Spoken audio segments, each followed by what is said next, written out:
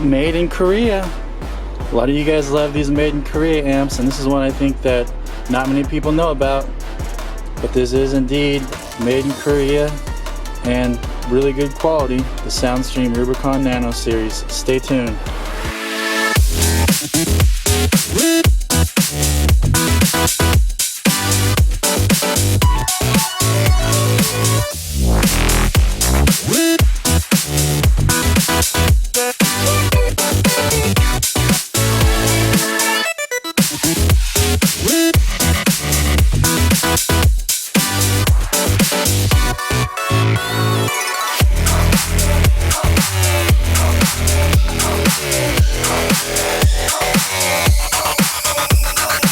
Alright guys, we're back again. Today we're checking out an amp that again, you don't really hear much about.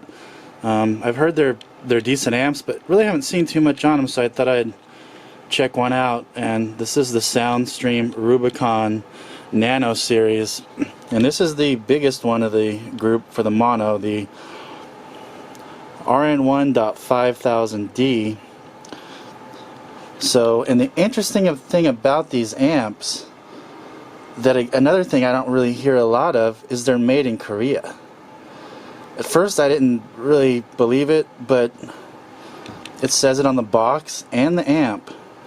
And the thing is, this thing is really heavy, and the insides, I don't want to take it apart because I do amp dyno, so I need my warranty. Just in case, but the insides look really high quality, so I believe it. So it does not look like just a regular cheap amp. The inside, the guts look really nice, and later I may pull one apart so you guys can see, but look like they're really good quality. So we'll see if they put out the numbers, but so far it looks like a really good amp. The bass knob, it's a different looking bass knob. It's really smooth. The knob's not wobbly, you know, on the shaft. It feels good. It's got like a mount with a quick release, which is kind of cool. So I guess you can like pull it off if you want, and then it comes with two-sided sticky tape, some screws. It's pretty small. I put measurements on the pictures in the beginning of the video in the back. It's got 2 inputs, which is nice. So it's got dual 4-gauge inputs, the line of fuses, and everything comes in through the bottom, so it's different. You know, you got your phase shift, master, slave, remote, ins, and your outs. And then this is kind of nice, actually. I honestly wish more amps had this, so you're not, you know, crawling under, sticking your head in weird spots. I guess in some circumstances it wouldn't work, but the adjustments are all on the top. So you got your gain, subsonic, low pass, bass boost, power protection. No clip light on this one. Just venting on each side. So just blank venting caps on each side. So let's go ahead and hook it up and see what it does. But so far it's really heavy, really nice looking quality amp. But again, we'll see what it does. All right, here we go. 4 ohms, 40 hertz.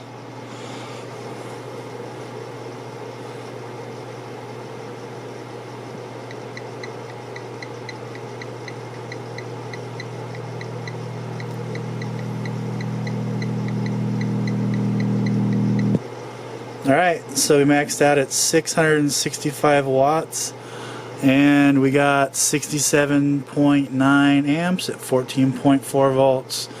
Not bad for 4 ohms. Let's see what we get on 2 ohms. Alright, 2 ohms, 40 hertz.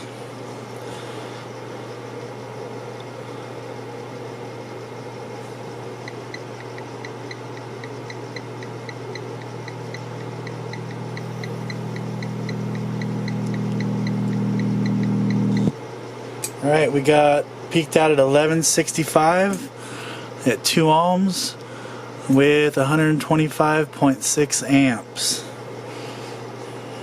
Alright, well, let's see what 1 ohms does. Hold on. Alright, 1 ohms. Here we go. Really curious to see what this thing does.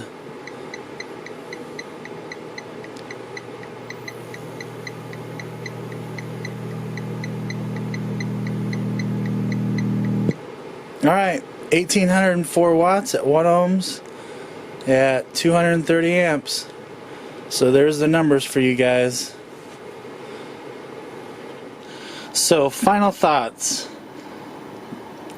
Well, in this day and age, you kind of have to just, you know, remember that every brand has amps that put out what they say and some don't, but that doesn't mean they're not good or good value for the money.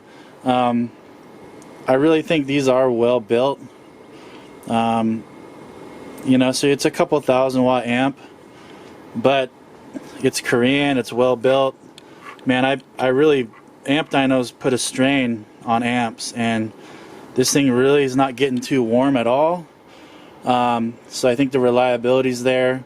It's nice looking, so I think it's going to be a workhorse amp. And all in all, you know, for 1800 watts at 1 ohm and it being well made, I don't think it's a bad deal. You know, I mean, some of the more expensive amps, you're paying $400 for a 2,000-watt amp from some of the more, you know, trendy name brands. So I don't think it's a bad deal, but I'm just giving you guys the information so you guys can, you know, make a decision on what you want. I do like it. It's really kind of hard to tell, but it looks like a nice, really good quality amp. There's no lights on it or anything, but it does look nice. And like I said, I did a bunch of dyno tests on it and it didn't skip a beat. So I'll leave it up to you guys, but I think it's a great amp if you're a Soundstream fan. So check it out. Alrighty guys, until next time, like and subscribe. I hope you appreciate the video and found it useful.